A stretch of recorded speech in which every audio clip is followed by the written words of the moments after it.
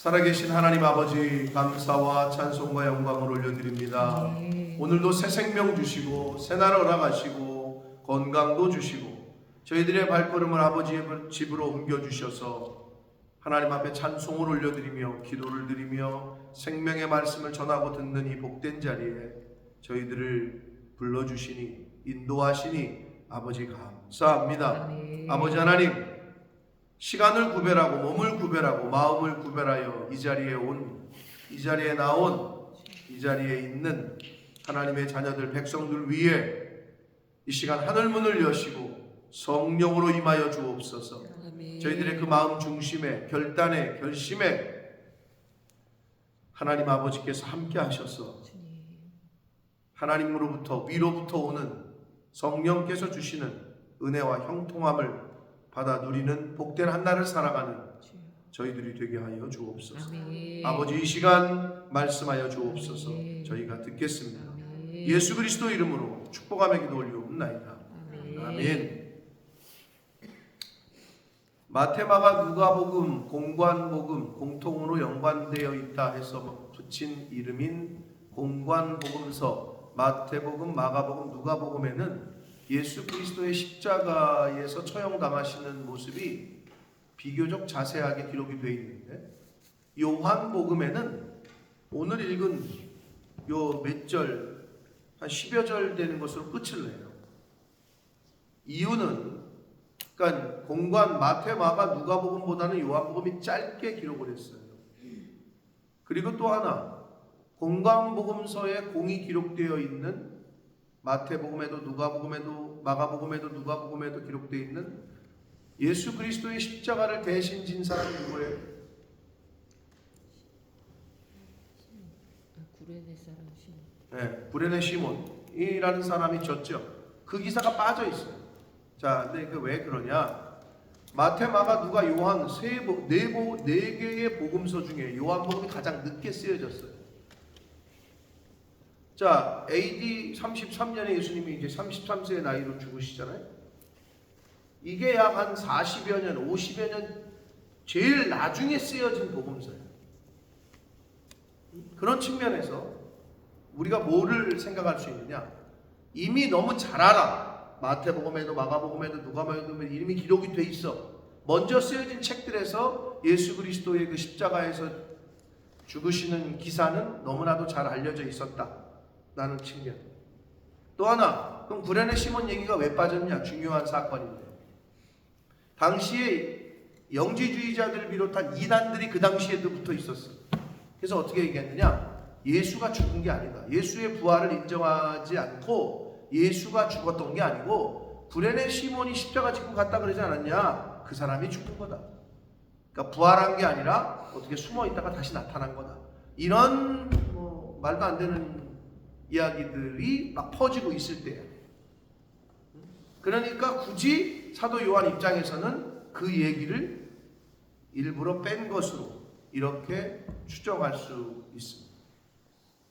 그러면 사도 요한은 예수 그리스도의 십자가에서 죽으시는 장면은 이렇게 10여 구절로 딱 줄이고, 근데 나머지 20장, 21장에서 부활 사건, 예수 그리스도가 부활하신 이후의 기록을 좀 자세하게 기록을 했어요.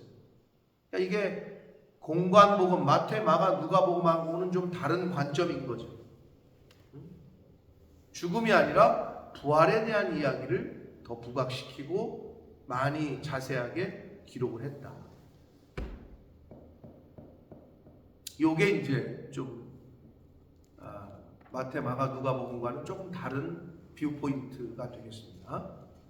자, 그래서 오늘 단락인 17절로 30절에서 그냥 예수 그리스도의 그 십자가 처형은 스토리는 끝이 나고, 물론 이 가운데 가상칠언 십자가 중에서의 하신 7가지 말씀 중에 3번째, 5번째, 6번째 말씀, 보라 내 어머니라 내가 목마르다 다 이루었다.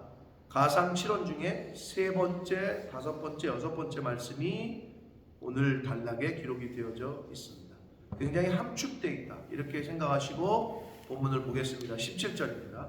그들이 예수를 맡음에, 그들이 여기서 누구를 말하는 거예요? 유대인들을 말하는 거죠. 대제사장들을 포함해서 유대인들. 그러니까 강조하시는 거죠. 사실 성경이, 사도 요한. 예수 그리스도를 따르고 존중하고 오히려 부의 아들 믿는 사람들이 어떻게 보면 오늘날로 말하면 하나님으로부터 언약을 받은 언약 백성들이 그들이 예수를 맡음에 예수께서 자기의 십자가를 지시고 해골, 골고다, 히브리 말로는 골고다라고 표현합니다. 골고다 언덕이라고 하는 곳으로 가신다. 나가시니 이렇게 되어 있습니다. 근데 여기서 참 한글 성경에서도 잘 읽어보면 뉘앙스를 알 수 있는데요. 언급을 안 하면 여러분이 모르실 거예요. 자, 17절이 우선아 예수 그리스도께서 십자가를 지시고 골고다로 가심을 당한 거야, 가시고 있는 거야? 문법적으로 볼 때 수동태야, 능동태야? 네가 읽을 때 능동태지? 대단합니다. 이분 역시 이 독해력이 있어요. 잘 보시면 십자가를 지심을 당하고 골고다 언덕으로 끌려가신 것도 맞죠? 실제적으로는. 왜냐하면 잡혔죠? 채찍질 당하셨죠? 그들이 이거 가시가 멸류관 씌우고 십자가 지락을 해서 지고 그 골고다로 지금 죽으러 그러니까 끌려가는 거잖아요? 맞죠? 로마 병사들에 의해서 어떻게 보면 끌려가는 거. 근데 성경은 어떻게 기록했냐? 이걸 능동적으로 기록했어요. 예수님이 자기의 십자가를 자기가 지고 골고다로 지금 가시고 있다. 능동태로 번역을 해요. 원문에는 더 정확해요. 이게 성경에 참 이거가 좀 다른 뉘앙스죠. 예수님은 스스로 가시고 계신 거예요. 그 자리를. 누가 힘이 없어가지고 끌려가는 거, 힘이 없어가지고 죽는 게 아니라 예수님은 지금 그 죽음의 그 하나님이 주신 사명의 자리로 본인이 걸어가고 있는 거다. 이게 굉장히 다른 관점입니다. 이걸 읽을 때 여러분이 한글 성경도 근데 그렇게 번역을 했어요. 예수께서 자기의 십자가를 지시고 자기가 지고 골고다로 나가시고 있다. 이렇게 능동태로 번역을 했어요. 근데 이거를 언급을 안 하고 읽으면 이 참 큰 이거를 우리가 발견해낼 수가 없는 거죠. 여러분, 우리 신앙생활 능동적으로 합시다. 아멘. 수동적으로만 하면 별로 복이 없어요. 시키는 것만 하고 하라 그런 것만 하고 그게 아니라 이렇게 능동적으로. 근데 예수님은 십자가를 지시는 것까지도 능동적으로 했다. 그러니까 내가 십자가라는 건 부담일 수 있고 십자가라는 건 오늘날로 말하면 짐일 수도 있고 내가 좀 손해보는 걸 수도 있고 내가 좀 어려움을 당하는 걸 수도 있고 여러 가지로 대변되는 거란 말이에요. 근데 그거를 우리 교회에 어려운 일이 있으니까 이거 나눠지자 해서 하는 것도 의미가 있어요. 그러나 딱 봤을 때 이건 내가 감내해야 되겠다, 이건 내가 해야 되겠다, 이걸 능동적으로 한다면 더할 나위가 없는 거죠. 예수님이 그러고 계신 거를 우리는 성경을 통해서 볼 수 있습니다. 또 하나, 이 말씀을 묵상하면서 예수님이 지신 십자가가 누구의 십자가라고 성경에 기록되어 있어요?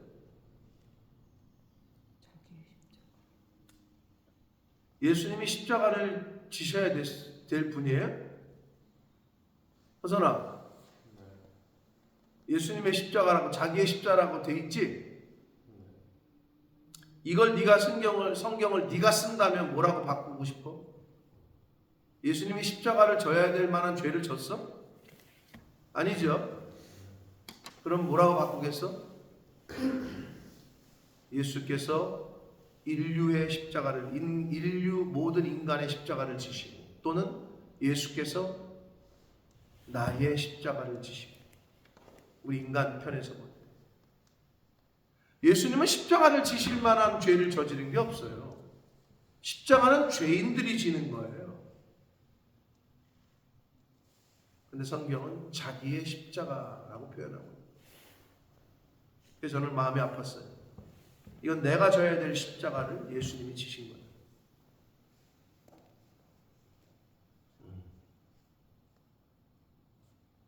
저와 여러분의 십자가, 우리가 마땅히 져야 될 십자가를 우리가 지는 저와 여러분 되시길 축복합니다. 다른 사람에게 전가시키는 것이 아닙니다. 18절, 그들이, 여기서 계속 그들이라고 표현을 해요. 어떻게 보면 이것도 의미가 있는 거예요. 강조하고 있는 거예요. 유대인들이, 물론 로마 병사들도 포함되지만, 거기서 예수를 십자가에 못 박을 때 다른 두 사람, 좌우편 강도가 함께 못 박혔죠? 예. 그걸 아실 거고, 그래서 예수님은 가운데에서 못 박히셨다. 19절, 빌라도가 패를 써서 십자가 위에 붙였거든요. 원래는 이게 그 당시에 십자가형을 받은 사람들의 죄명을 적게 돼 있어요. 살인죄 해가지고 거기다 붙여놓고 십자가 형벌을 내렸다고. 근데 예수님의 십자가 위에는 나사렛 예수 유대인의 왕이다 라고 기록을 해요, 빌라도가.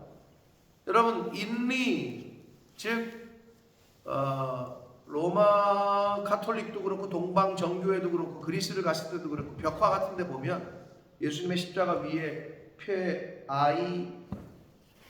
I-N-R-I, 그걸 그대로 읽으면 인리잖아요. I-N-R-I 이렇게 돼 있단 말이에요. 읽으면 인리라고 그러는데, I는 예수스의 약자고, N은 나사렛 에서 약자고, R은 렉스라는 왕이라는 뜻의 약자고, I는 이유다의 오름이라는 그 라틴어 유대인을 뜻하는 거예요. 그래서 나사렛 예수 유대인의 왕, INRI. 벽화 같은 데 보면 이게 많이 나와요. 그걸 보실 때 상식적으로 좀 아셔라. 그래서 이거를 예수스 나사레누스 렉스 이유다의 오름 이라고 읽는데, 그 약자로 INRI, 그대로 읽으면 인리죠, 인리. 이게 예수님의 초상화 같은데, 벽화 같은데 보면 항상 붙어 있는 거예요. 그래서 이거를 빌라도가 썼어요. 20절, 예수께서 못 박히신 곳이 예루살렘 성에서 가까운 거로 많은 유대인이 이 패를 읽는데 히브리와 로마와 헬라말로 썼대요. 아주 친절하게. 자, 히브리는 당시에 그 예루살렘 히브리 사람들. 히브리 말은 종교를 대표하는 거고, 로마는 말 그대로 로마가 점령하고 있었잖아요. 법을 상징하고, 헬라는 문화를 상징해요. 당시 이스라엘은 헬라 문화가 팽배해 있을 때예요. 그래서 로마 사람들이 점령했으니까 로마 사람들도 있고, 헬라의 문화가 팽배해 있었기 때문에 헬라 말을 썼고, 그 다음에 원래 자국민의 언어인 히브리 말, 이 세 가지를 다 썼다는 거예요. 그러자 유대인의 대사장들이 빌라도에게 이르되 유대인의 왕이라고 쓰지 말고 자칭 유대인의 왕이라고 써라 라고 말을 하니까 빌라도가 대답하되 내가 쓸 것을 썼다 라고 얘기해요. 빌라도. 자, 근데 여기서 여러분, 빌라도가 자기가 쓸 것을 썼다 했다는, 그러니까 예수님에 대해서 어느 정도 알았다는 거고 인정했다는 건데, 여러 가지 의미가 있습니다만은, 그래서 여기서 우리가 볼 수 있는 거는 예수님에 대해서 인정하는 거 또는 예수님에 대해서 아는 것하고 예수님을 믿는 것하고는 달라요. 물론 알아야 믿을 가능성이 커지고 믿어지기가 쉬운데, 꼭 많이 안다고 그래서 야 내가 성경에 대한 지식이 이만큼이야, 근데 믿음도 이만큼이다, 이거는 비례하진 않는다. 오히려 아는 건 많이 아는데 믿음이 전혀 없는 사람들도 있어요. 대표적인 게 도올 김용옥이죠. 도올 김용옥 빡빡머리 깎고 성경을 신학 박사들보다 더 많이 알아. 실제로 신학교도 갔었던 사람이고, 뭐 들리는 말은 집안이 다 기독교 집안이고 그런데 이 동양 철학에 심취해가지고 오히려 성경을 연구해서 성경을 부정하는 강의를 하고 다니죠. 알아야 지피지기면 백전백승이다. 알아야 공격하니까 그래서 공부를 했다는 거예요. 그래서 아는 것과 믿는 것과는 꼭 비례하진 않는다. 빌라도도 자기가 알았다. 자기가 쓸 것을 썼다. 예수님에 대해서 알았어요. 인정했어요. 그런데 믿진 않았어요. 오늘날도 마찬가지예요. 그래서 은혜와 진리가 둘 다 충만해야 됩니다. 그래서 예수님은 신앙생활은 여러분, 자, 잘 보세요. 진리와 은혜, 머리로도 하는 거고 가슴으로도 하는 거예요. 신앙생활. 근데 어떤 사람은 머리로만 하는 사람이 있어. 전혀 가슴이 없어. 이 마음이 없어. 근데 어떤 사람은 너무 감성적이야. 그냥 믿는데, 근데 할렐루야가 뭐야? 몰라. 뭐 하나님 이름이 여호와가 뭐야? 아유, 그런 거 몰라. 그냥 믿어. 덮어놓고 믿어. 그러면 안 돼. 또 알아야지. 그래야 분별을 한다. 법을 알아야 법을 지킬 거 아니에요. 그러니까 머리로도 하고 마음, 가슴으로도 하는 게 신앙생활입니다. 그걸 성경에서는 은혜와 진리다, 이렇게 비유적으로 말씀합니다. 그리고 저는 또 21절을 읽을 때 유대인의 제사장들이 이렇게 되어 있잖아요. 근데 이 말이 그냥 읽으면 뭐 아무렇지도 않은 것 같은데, 읽을 때 성령께서 저에게 이런 마음이 들었어요. 대제사장은 하나님을 위해서 있는 건데, 어떻게 보면 하나님께서 주신 직분이고 하나님을 위한 봉사의 자리고, 근데 하나님의 대제사장들이 됐어야 되는데 사람을 위한 대제사장들이 됐구나. 21절 유대인의 대제사장들이 이렇게 되어 있죠. 이건 제 생각이에요. 그러나 그렇게 하나님의 대제사장들이었다면 이들이 이러질 않았을 텐데 라는 생각을 해봤어요. 성도는 하나님의 자녀입니다. 아멘. 세상에 속한 자가 아니라는 거예요. 목사는 주의 종이지 사람의 종이 되어서는 안 됩니다.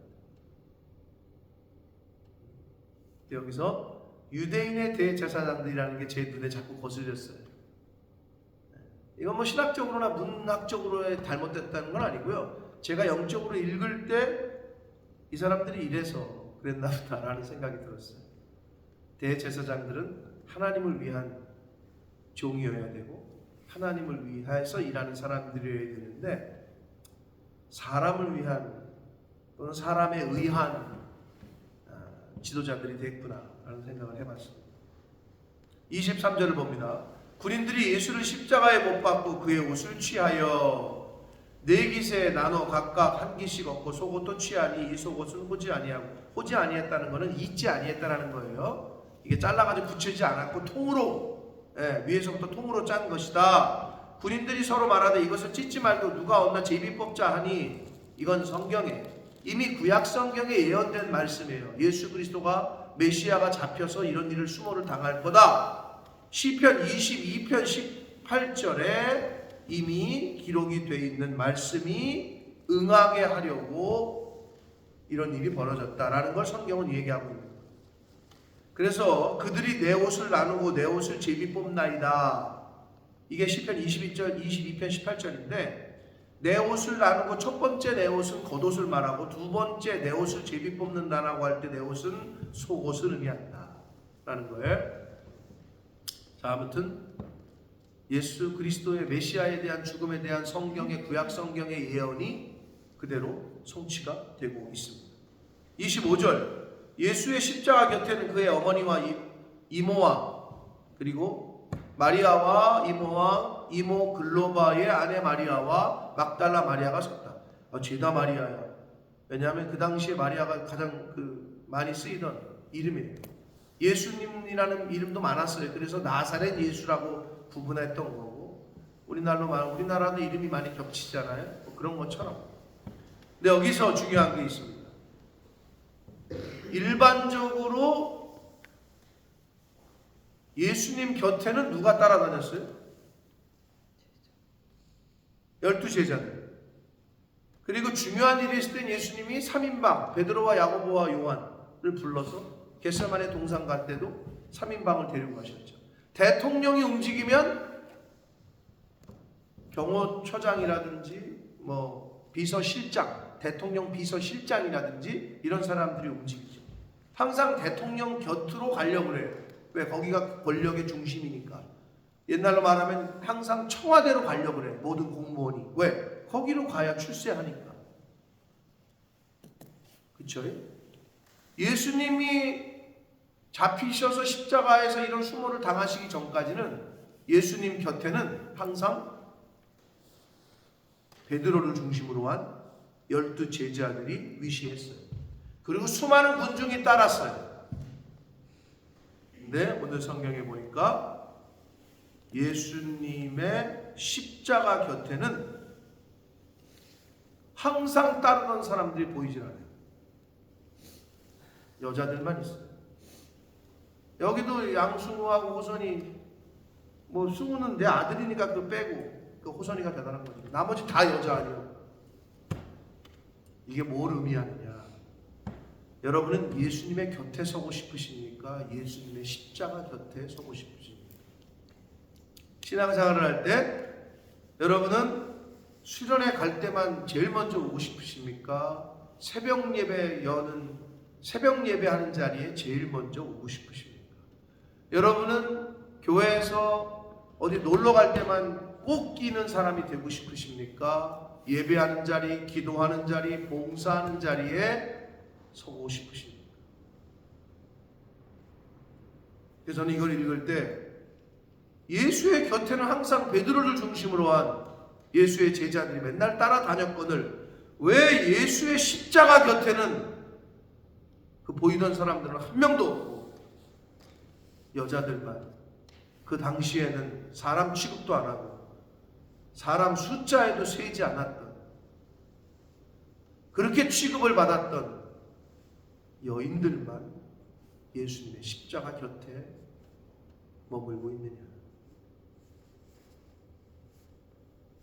오늘날로 말하면 교회로 보자면 교회에서 여러 가지 것들이 있죠. 여러 가지 행사들이. 봉사해야 하는 행사가 있고 어디 놀러 가는 행사도 있고. 근데 이렇게 보면 우리 교회는 그런 건 없습니다만 큰 교회들은 여러 가지 행사가 많으니까. 그러면 어느 행사는 꼭 나타나는 사람들이 있고 어느 행사에는 아예 콧배기도 안 보이는 사람들이 있어요. 시간을 들이고 봉사해야 되고 조금 어렵고 이런 일에는 안 나타나. 근데 이렇게 어디를 놀러 간다든지 무슨 어디를 한다든지 그럼 꼭 나타나. 이게 비슷한 거예요. 예수님의 곁에는 있고 싶어. 근데 예수님의 십자가 곁에는 있고 싶지 않아. 우리 여러분 어떤 신앙생활을 하고 싶으십니까? 어디에 서야 됩니까? 두 군데 다 서야 되겠죠. 그죠?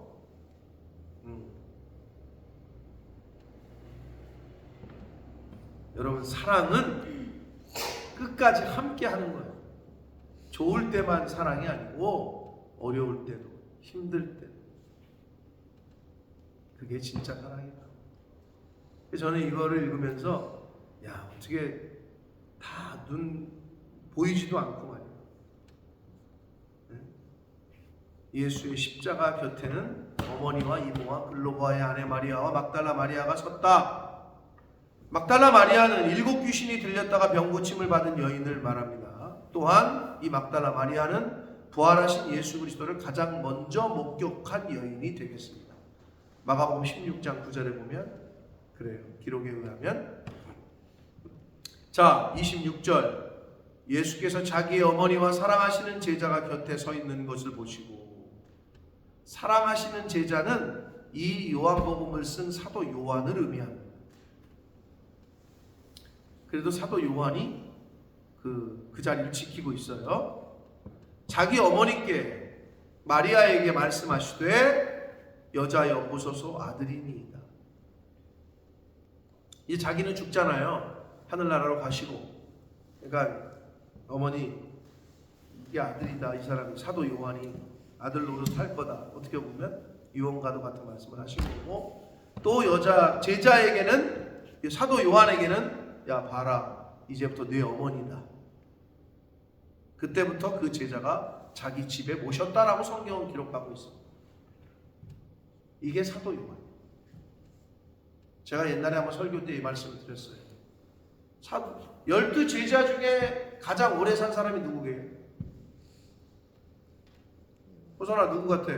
12제자 중에 가장 오래 산 제자가 누구 같아? 모르겠어? 사도 요한이야. 자, 여러분, 사도 요한이 어떤 인물이냐? 어머니 잘 모셔라 하고 예수님에게 어떻게 보면 스승에게 부탁을 받았잖아요. 그때부터 모셔요.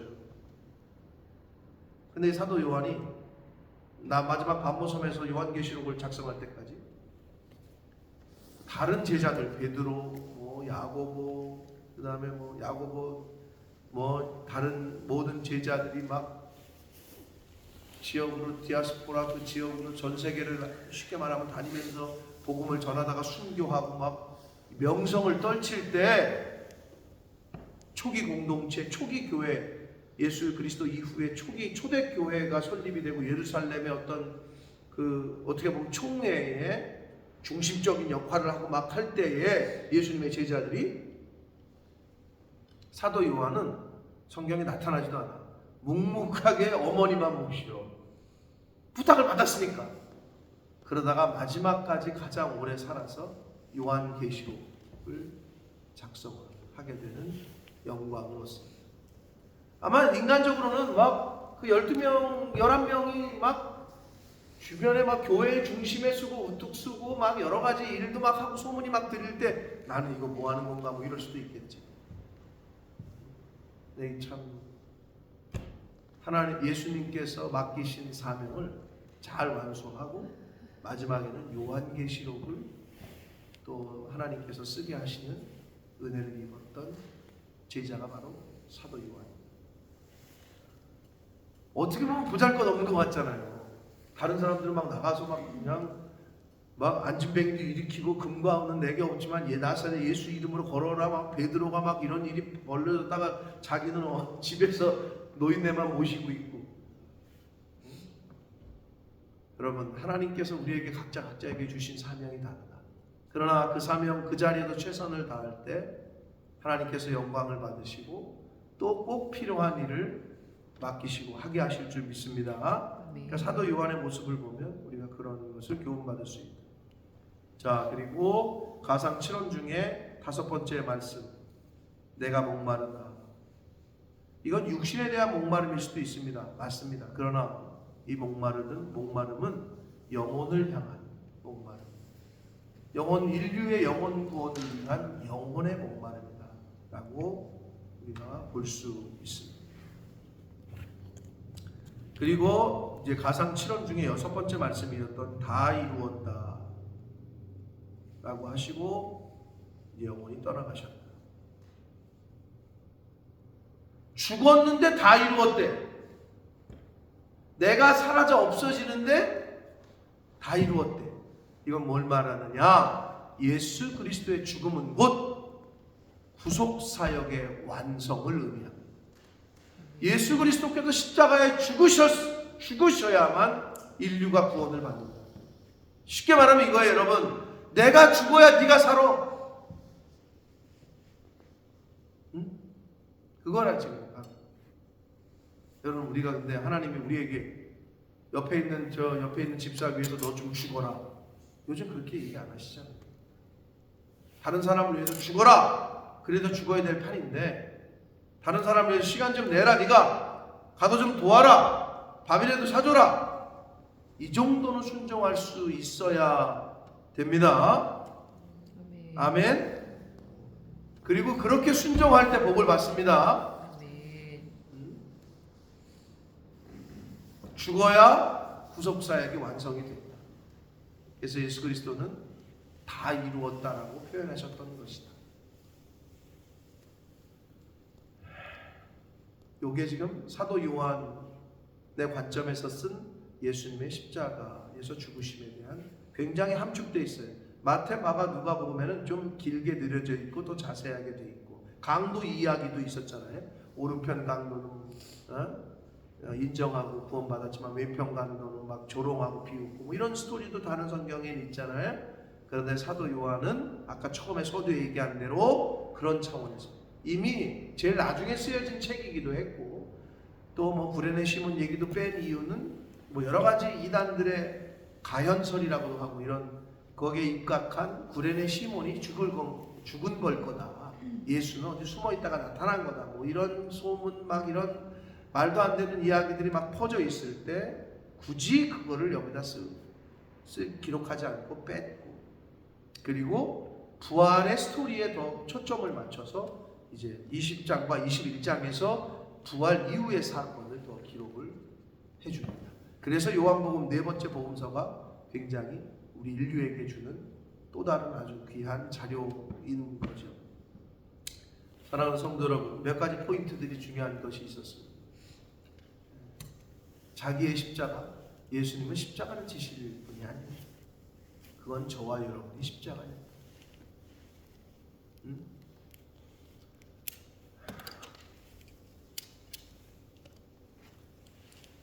예수님 곁에 섰던 자들이 누구냐? 근데 예수님의 십자가 곁에는 지금 누가 있느냐?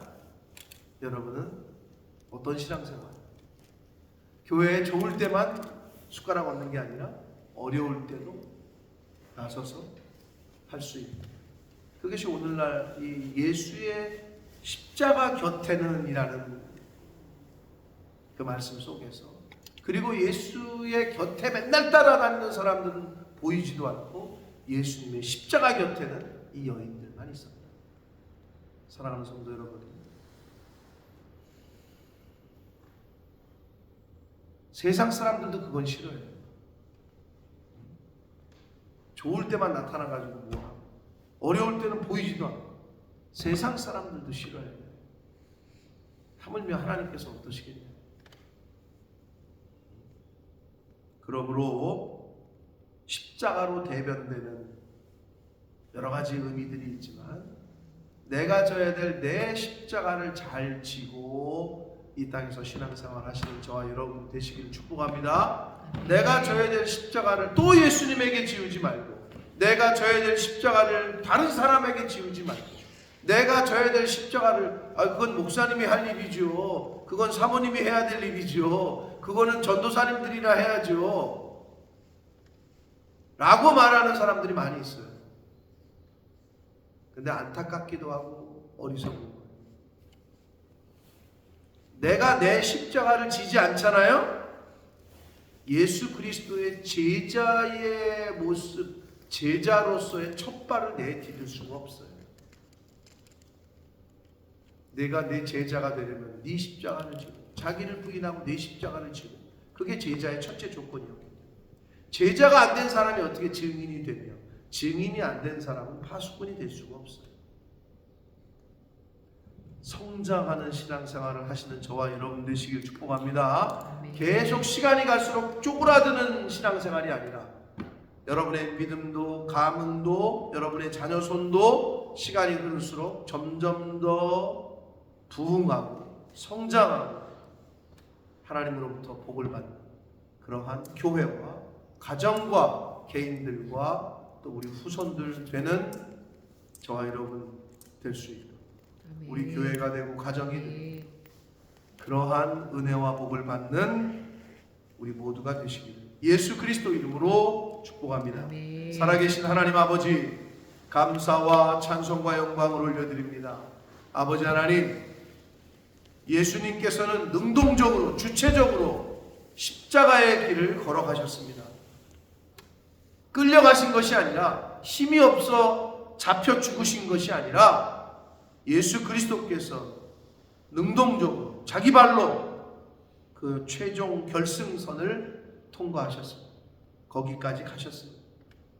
아버지, 이러한 신앙생활, 믿음생활, 교회생활하는 제가 되게 해주시고, 이 자리에 있는 새벽 성도들이 되도록 은혜 내려 주옵소서. 저들의 그 결심에 은혜를 주셔서 저들이 믿은 대로 결심한 대로 살 수 있는 복이 있게 하여 주옵소서. 아멘. 아버지, 예수님 주위에 항상 따라다니던 제자들, 그러나 예수님이 십자가를 지시자 어려움을 당하시자 코빼기도 보이질 않습니다. 그 곁에는 여인들만 지켰다라고 성경은 기록합니다. 아버지, 내가 예수님 곁에 영광의 자리에만 있기를 원하는지 아니면 십자가 곁에도 있기를 원하는지 나 자신을 살피게 하시고, 주여, 예수 그리스도의 십자가의 곁에 있을 때 예수 그리스도의 부활의 영광에도 참여하게 될 줄 믿습니다. 막달라 마리아, 십자가 곁에 있던 그 여인이 부활하신 예수 그리스도를 처음으로 만났다는 것, 이것이 성경에서 주는 교훈이 뭔지를 저희들 바로 깨닫게 하셔서 십자가 없이는 부활의 영광도 없다라는 것, 고난도 없이는 영광도 없다라는 것, 아버지, 이 신앙의 이 비밀을 깨닫고 저희들이 있어야 될 자리에 있게 되는 그러한 신앙생활하고 교회 생활하는 저희들이 되어지도록 주여 은혜 내려 주옵소서. 아멘. 예수 그리스도 이름으로 축복하며 기도드립니다. 아멘.